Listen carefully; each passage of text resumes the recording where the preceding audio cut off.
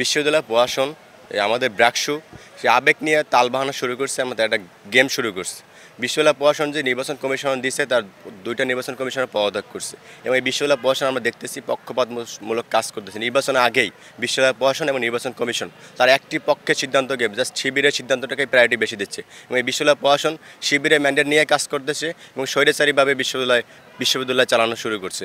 আপনি শেখ হাসিনা দেখেছেন ডিজিটাল বাংলাদেশের নামে 1 ঘন্টা গড়িকাটা এগিয়ে নিয়েছিল।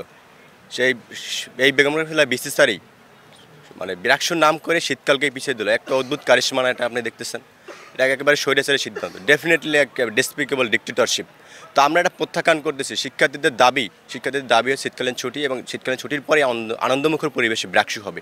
সেই শীতকালীন জানুয়ারিতে হতে পারে। আপনি সাকচু নির্বাচন দিয়েছেন যে 20 জানুয়ারি হয়েছে, এখানে বিশ্ববিদ্যালয়ের একটা সমস্যা কোথায়? এখানে বিষয় হচ্ছে আওয়ামী লীগ যেমন রাতের আদায় নির্বাচন করে এক পক্ষ জিতে গিয়েছিল এবং এক পক্ষ এখানে চাচ্ছে যে তারা ভোটারবিহীন নির্বাচনের মাধ্যমে সিলেক্টিভ নির্বাচনে জিতে যাক। এবার শিবিরের এটা প্রেসক্রিপশন, শিবিরের কর্মকর্তা এবং অফিসাররা এই বিশ্ববিদ্যালয় প্রশাসন করতেছে এবং তারা দখল নিয়ে বিশ্ববিদ্যালয় প্রেসক্রিপশন চালাচ্ছে। আগে যেরকম ছাত্রলীগের প্রেসক্রিপশনে চলতে, এখন শিবিরের প্রেসক্রিপশনে বিশ্ববিদ্যালয় প্রশাসন চলছে।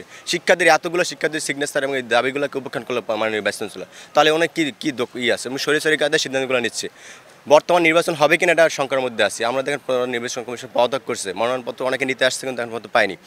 আমরা এই জায়গা থেকে আমরা সুষ্ঠু নির্বাচন আসলে আশা করতে পারতেছি না। ওনাদের যে নির্বাচনের আগেই যে একটা পক্ষে চাপ দিচ্ছে, ডেট পিছায় আগাই করতেছে, সেটা শিবিরের প্রেসক্রিপশনে যদি আগায় তাহলে নির্বাচন কীভাবে সুষ্ঠু হবে?